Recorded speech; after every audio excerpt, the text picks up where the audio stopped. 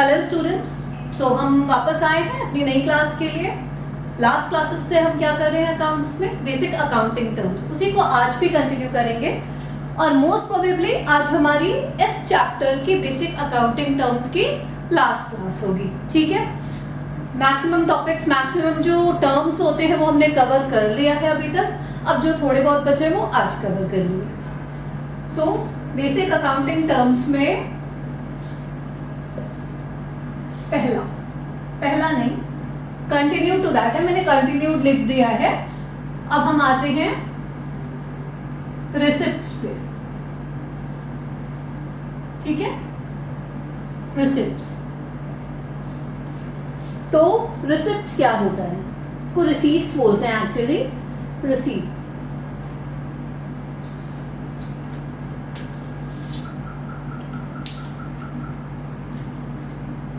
it is the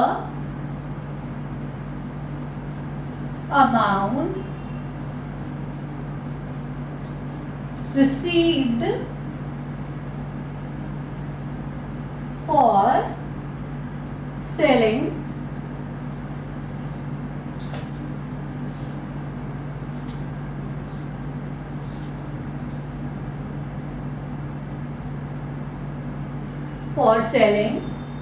assets, goods और services, ठीक है। ये जो डेफिनेशन है मोस्टली मैं बुक से ही रेफर कर रही हूँ, सो दैट आपको भी इजी रहेगा। आप वही चीज जहाँ पे पढ़ोगे वही चीज याद करना रहेगा या एग्जाम में लिखना रहेगा। सो रिसिप्ट क्या होता है? It is the amount received for selling assets, goods और सर्विसेज। किसी भी बिजनेस में आपका रिसीप्ट क्या है, क्या चीज आपको मिलता है, वो वही अमाउंट है जो आप कुछ भी बेचते हो। या तो आपने अपनी गुड्स को, यानी जो आपका स्टॉक है वो बेचा, या फिर कोई एसेट्स आपने बेच दिया, या कोई सर्विसेज। इसके एग्जांपल में एक बार एसेट्स की बात करें। अभी लास्ट क्लास में मैंने कहा था एसेट्स कोई भी बेचने के लिए तो खरीदता नहीं है, फिर यहाँ कैसे आ गई बेचने की बात? तो एसेट्स, ये बिल्कुल सही बात है कि एसेट्स कोई भी बेचने के लिए नहीं खरीदता है, बट इट इज पॉसिबल ना that there is some defect in the asset और the asset is not working properly now, ठीक है। बहुत सारे कारण हो सकते हैं। That a business has bought machinery and now the machinery is not, after 5 years now the machinery is not working properly, ठीक है। तो business, what the business will do, definitely they will try to cell that machinery, okay. तो यहाँ पे क्या हो गया, अब एसेट्स को तो बेचना पड़ेगा। तो एसेट्स बेचने के कुछ कारण हो सकते हैं, बहुत सारे कारण हो सकते हैं। तो amount received for selling assets, goods और सर्विसेज, ठीक है। गुड्स क्या भाई, जिस भी चीज का आपने बिजनेस स्टार्ट किया है, जिस भी चीज का बिजनेस स्टार्ट किया है उसमें आप जिस चीज की डीलिंग कर रहे हो वही क्या है, आपका गुड्स है, ठीक है। मैंने लास्ट में बताया था कि अगर किसी ने गिफ्ट की शॉप खोल ली तो गिफ्ट की शॉप क्या है, गुड्स है उसके लिए, ओके। सर्विसेज, सर्विसेज को कैसे बेचा जाता है? जब आप किसी हॉस्पिटैलिटी इंडस्ट्री में जाते हो, यानी किसी होटल इंडस्ट्री में जाते हो, ठीक है। आप वहां पे बिल पे करके आते हो, लेकिन क्या वहां से आप अपने घर भी कुछ लेकर आते हो? नहीं, मतलब आपने कोई सामान तो नहीं लिया, आपके हाथ में कुछ नहीं आया, लेकिन आपने अपने पैसे दिए। वो किस चीज के पैसे दिए? वो उनके सर्विसेज के पैसे दिए। उन्होंने आपको 1 नाइट स्टे के लिए कमरा दिया, जितने भी नाइट स्टे के लिए कमरा दिया, या फिर वहां पे आप रुके, आपने उनका फूड, इन सब कुछ यूज किया, खाना खाया, तो आप उन सर्विसेज के लिए उनको पे करके आते हो। तो ये क्या है, ये सर्विस इंडस्ट्री बोलते हैं इसको, कि सर्विस जो बिजनेस, जो सर्विस के बिजनेस में है, ओके। तो ये हॉस्पिटैलिटी इंडस्ट्रीज में आती है। तो अब इन सब में कुछ भी आप बेच रहे हो, उससे जो भी आपको पैसा मिल रहा है उसे हम अकाउंट्स की लैंग्वेज में या बिजनेस की लैंग्वेज में क्या बोलते हैं, रिसीट बोलते हैं। फाइन। रिसीट कितने तरह के होते हैं? These are of 2 kinds. These are of 2 kinds. One is capital receipt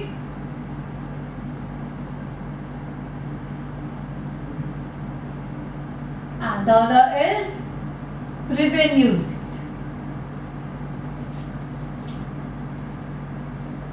The other is revenue receipt.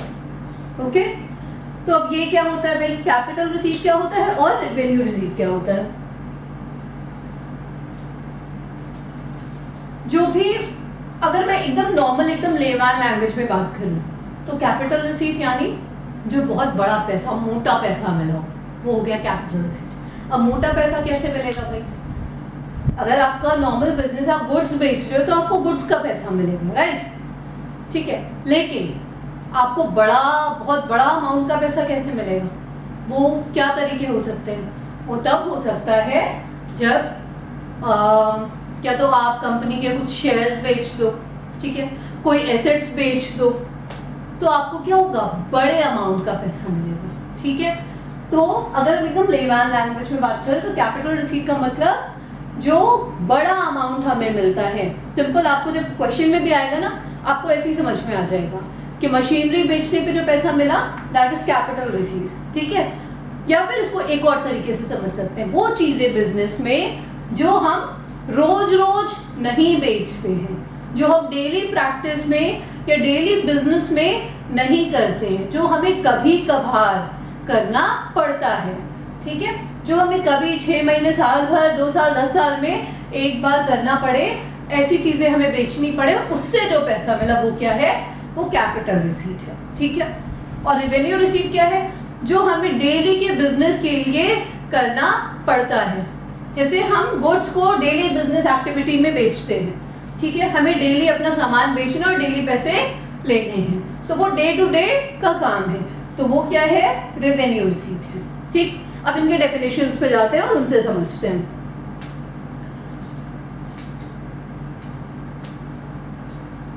It is the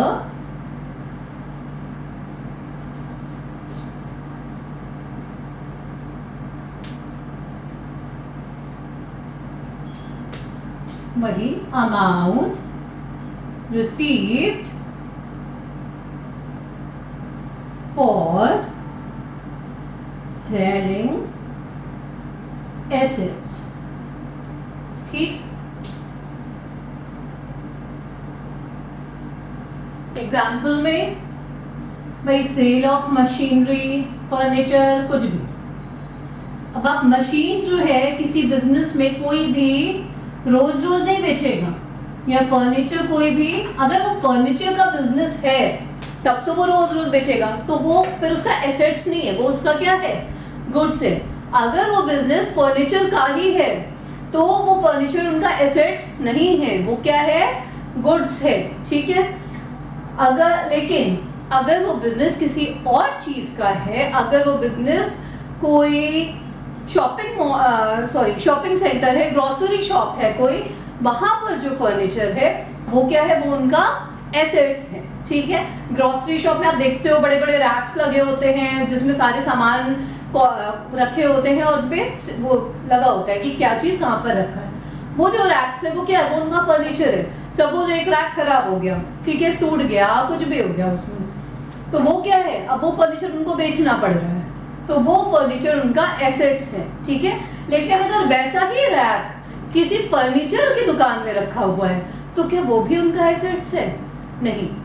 वैसा ही रैक अगर फर्नीचर की दुकान में रखा है तो उनका वो गुड्स है, उन्होंने बेचने के लिए ही रखा है वहां पर, और वो डेली यही काम करते हैं। आज कोई रैक मांगने आ गया, कल कोई बेड मांगने आ गया, कुछ भी मांगने आ गया, तो उनका काम तो फर्नीचर का है। तो फर्नीचर की दुकान के लिए तो ये फर्नीचर गुड्स है, लेकिन किसी और दुकान के लिए फर्नीचर एसेट्स है, ओके।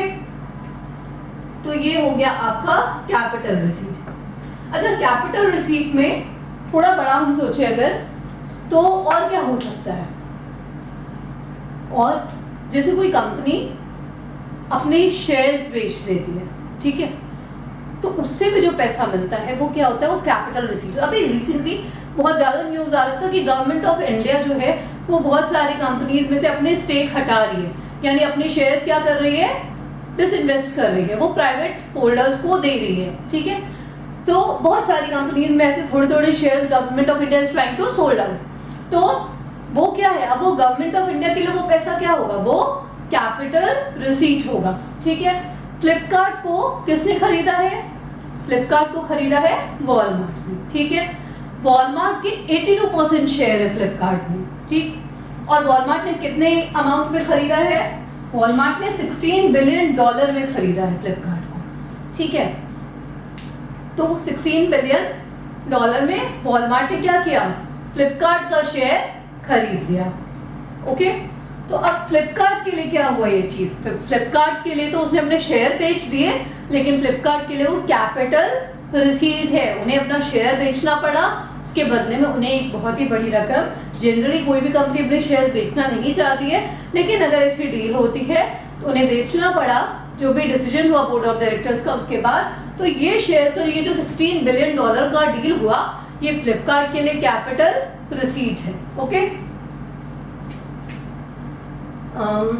ठीक, तो ये हो गया। रेवेन्यू रिसीट क्या होता है? Revenue receipt it is the amount received for sale of goods and services, ठीक है। For sale of goods and services.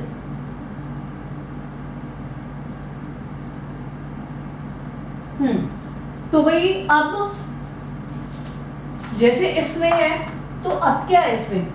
For example हम कोई भी एक स्टोर का ले लें, बिग बाजार है, ठीक है।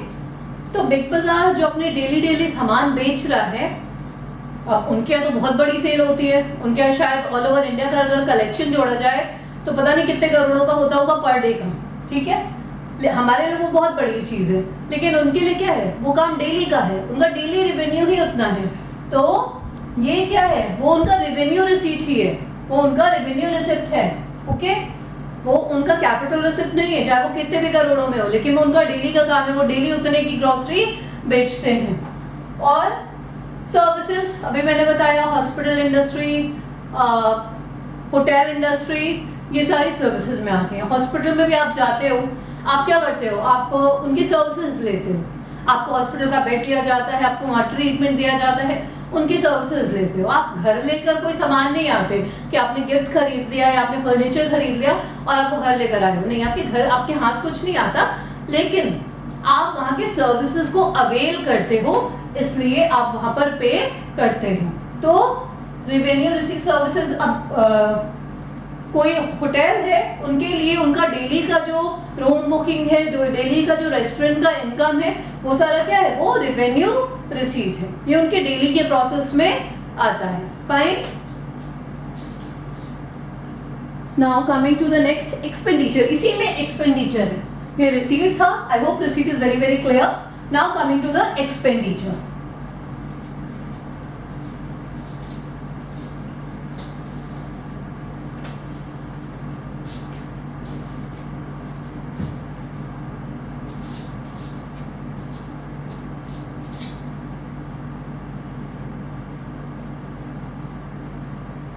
अब किसी बिजनेस में एक्सपेंडिचर क्या क्या हो सकता है? एक्सपेंडिचर क्या क्या होता है?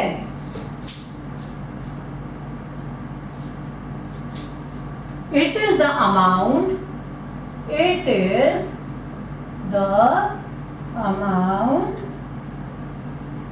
Spend for acquiring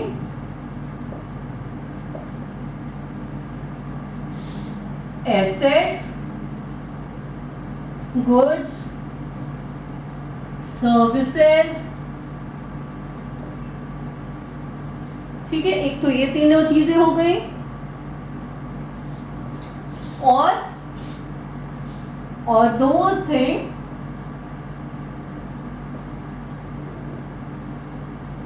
which are needed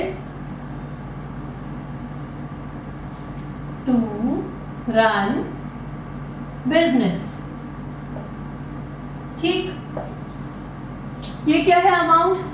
कोई एसेट्स को खरीदना है तो पैसे देने पड़ेंगे, कोई आपको दुकान चलाने के लिए अगर कोई गुड्स खरीदना है पैसे देने पड़ेंगे, कोई सर्विस चाहिए आपको पैसे देने पड़ेंगे। ठीक है, क्लियर है बात? सर्विस कैसे चाहिए भाई, बिजनेस चला रहे हैं हम तो सर्विस कैसे चाहिए? आपने कोई शॉप खोली, ठीक, उसकी डीलिंग के लिए आपने एक स्टाफ रख दिया, रखना पड़ेगा स्टाफ, वो स्टाफ को आपने भेजा कहीं पर, ठीक है, आप क्या कर रहे हो, उनकी सर्विसेज ले रहे हो ना, स्टाफ की सर्विसेज ले रहे हो, तो स्टाफ को पैसे देने पड़ेंगे। ओके, तो ये सारी चीज और दो things which are needed to run business, और बाकी कोई भी चीज, कोई भी XYZ चीज जो जरूरी है बिजनेस को चलाने के लिए, उसमें आपको जो भी पैसे लगाने हैं वो क्या है, आपका एक्सपेंडिचर है। क्या चीज जरूरी हो सकती है? इलेक्ट्रिसिटी के बिना बिजनेस चल सकता है? नहीं चल सकता है, तो भाई वो जरूरी है, हमें बिजली का बिल भरना पड़ेगा। ठीक है, तो ये सारी चीजें क्या है, कम एक बिजनेस के लिए एक्सपेंडिचर है। अब इसमें भी सेम दो तरह के होते हैं, capital expenditure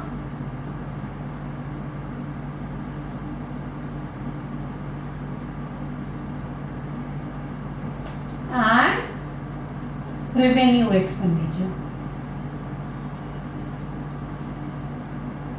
I will always say कि try to understand the concept, understand the things that way. Don't do mug up. Okay, रट्टाफिकेशन की जरूरत नहीं है। तो capital expenditure and revenue expenditure, expenditure भी दो तरीके के होते हैं, कैपिटल और एंड रेवेन्यू। कैपिटल एक्सपेंडिचर क्या होता है, फटाफट से देखते हैं हम।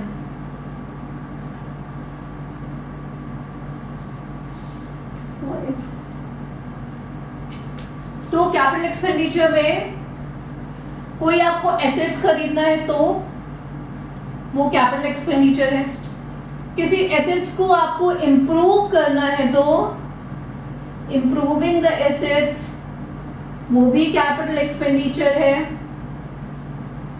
ओके, किसी एसेट्स को इंप्रूव करना है, क्यों इंप्रूव करना है, क्योंकि आपको वो बिजनेस की इफेक्टिविटी में हेल्प करेगी, इसलिए आपको इंप्रूव करना पड़ेगा। मशीनरी को कुछ टाइम बाद आपको रिपेयर कराना पड़ सकता है, जिसमें ह्यूज एक्सपेंसेस भी आ सकते हैं, क्योंकि मशीनरी बहुत ज्यादा कॉस्टली होती है। तो आप कैपिटल एक्सपेंडिचर क्या, कोई एसेट्स आप खरीद रहे हो तो वो कैपिटल एक्सपेंडिचर है। इंप्रूविंग द एसेट्स, ठीक है, आपको उस एसेट्स को इंप्रूव करने के लिए भी जो पैसा लगेगा वो कैपिटल एक्सपेंडिचर। अगर गवर्नमेंट के हम उसमें देखें, गवर्नमेंट के संदर्भ में, गवर्नमेंट ऑफ इंडिया के लिए कैपिटल एक्सपेंडिचर क्या है, गवर्नमेंट ऑफ इंडिया के लिए भी एक्सपेंडिचर कैपिटल एक्सपेंडिचर है। इवन वो लायबिलिटी भी उनका कैपिटल एक्सपेंडिचर होता है, जैसे कि वो अगर वर्ल्ड बैंक से लोन ले लेते हैं गवर्नमेंट ऑफ इंडिया, ठीक है, तो वो उनका कैपिटल एक्सपेंडिचर माना जाता है। ठीक है, और उन्होंने भी अगर कोई बहुत बड़ा कुछ रन करने के लिए बहुत ह्यूज एक्सपेंसेस किया तो वो क्या होगा, वो कैपिटल एक्सपेंडिचर होगा। जैसे गवर्नमेंट ऑफ इंडिया ने कोई बहुत बड़ी संपत्ति खरीद ली तो वो क्या है, वो कैपिटल एक्सपेंडिचर है। ठीक है, नाउ रेवेन्यू एक्सपेंडिचर,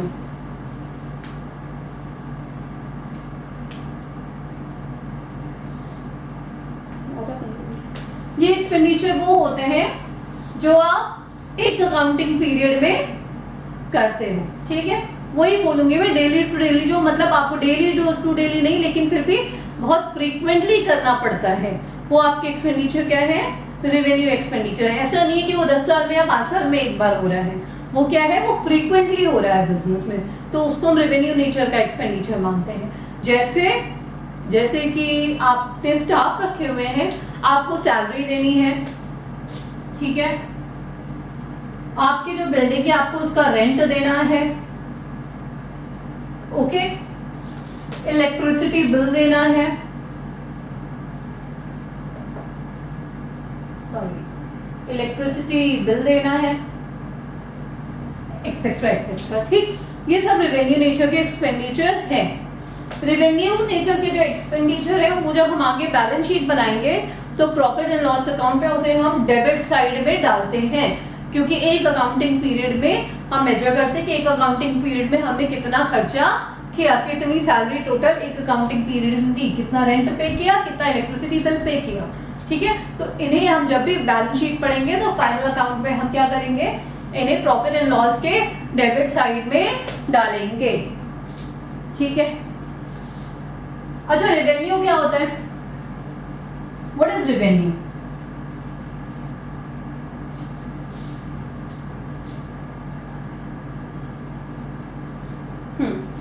रेवेन्यू वो होता है जो बिजनेस ने पूरे साल में जो कुछ भी उनके पास अर्निंग हुई है, इनकम नहीं बोलेंगे हम, income and revenue are two different things.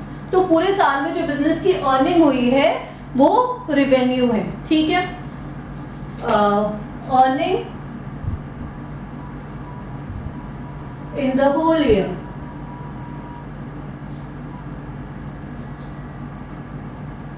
Okay, ये रेवेन्यू होता है। इनकम बेसिकली हम अगर अदर लैंग्वेज में बोले तो प्रॉफिट होता है, ठीक है। Profit and revenue are two different thing. Revenue को हम सेल्स भी बोल सकते हैं, टोटल सेल्स जो आपकी हुई है, रेवेन्यू को हम सेल्स भी बोल सकते हैं, टोटल सेल्स। लेकिन सिर्फ सेल्स नहीं होगा, क्योंकि आपके और भी तरीके से रेवेन्यू आता है, ठीक है। तो जैसे आपका आपने किसी को रेंट पे दे रखा है तो वो आपको रेंट देगा, तो वो भी आपका रेवेन्यू है, ठीक है। तो सिर्फ सेल्स तो नहीं कहेंगे, लेकिन रेवेन्यू में टोटल अर्निंग है, ओके। तो ये हो गया। इनकम क्या है? Income is profit, clearly profit. तो what is income? Income is revenue minus expenditure. Total earning में से टोटल खर्चे को जब आप माइनस कर देते हो तो वही आपका क्या होता है? इनकम होता है, ठीक है। वही आपका इनकम होता है। Fine, I hope it is clear. ये आपका इनकम होता है। टोटल जो भी अर्निंग है, चाहे वो सेल्स से है, चाहे कहीं से आपको किराया मिल गया, चाहे आपको बहुत सारी चीजें होती हैं बिजनेस में, आपने कहीं से कुछ क्या बोलते हैं, किसी ने आपको लाके पेमेंट करी, तो एनी काइंड ऑफ थिंग जो भी आपके रेवेन्यू में आ रहा है वो सब क्या होगा? रेवेन्यू कहलाएगा। तो रेवेन्यू माइनस एक्सपेंडिचर। एक्सपेंडिचर क्या क्या है? एक्सपेंडिचर जो कुछ भी खर्चा हो रहा है। अब ये खर्चे में क्या है? आपने गुड्स जो खरीदा भी तो है ना बेचने के लिए, तो खरीदा है उसके लिए भी पैसे दिए हैं, कॉस्ट ऑफ गुड्स सोल्ड बोलते हैं उसको, वो एक्सपेंडिचर है आपका। बाकी मैंने जितने तरह के एक्सपेंडिचर बताए, ये सैलरी, रेंट, इलेक्ट्रिसिटी बिल, सब कुछ, ये क्या है? ये आपका एक्सपेंडिचर है। तो income is equals to revenue minus expenditure. Income का मतलब क्या हो गया? सीधा सीधा प्रॉफिट। इनकम का मतलब प्रॉफिट, ओके। तो टोटल इनकम में से टोटल एक्सपेंसेस को माइनस कर दो, आपका प्रॉफिट आ जाएगा। ये चैप्टर आज फिनिश हो रहा है। आगे हम अब मे बी जर्नल एंट्रीज पे फोकस करेंगे, जो बहुत ही ज्यादा इंपॉर्टेंट है अकाउंटिंग में, okay. Thank you so much.